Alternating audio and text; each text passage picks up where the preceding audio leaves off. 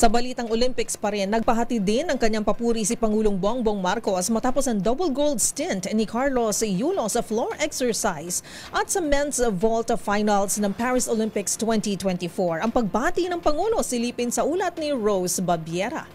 Muling nagpaabot ng kanyang pagbati si Pangulong Bongbong Marcos sa ikalawang medalyang ginto na nasungkit ng Filipino gymnast na si Carlos Yulo sa 2024 Paris Olympics.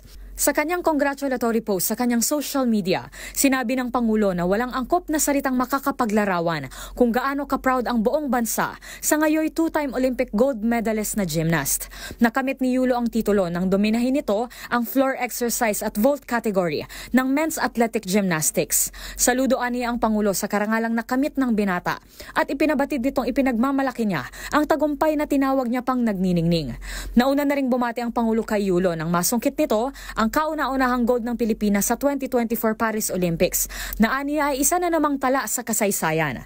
Tiwala raw si PBBM na hindi ito ang huli at isang araw lang ang lumipas ay agad nga itong nasundan ng isa na namang gold mula sa tinaguriang Golden Boy na si Kaloy.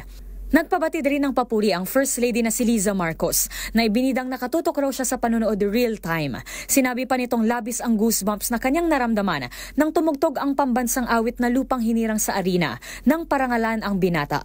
Para sa MBC TV Network News, ito si Rose Babiera. Una sa Pilipinas, una sa Pilipino.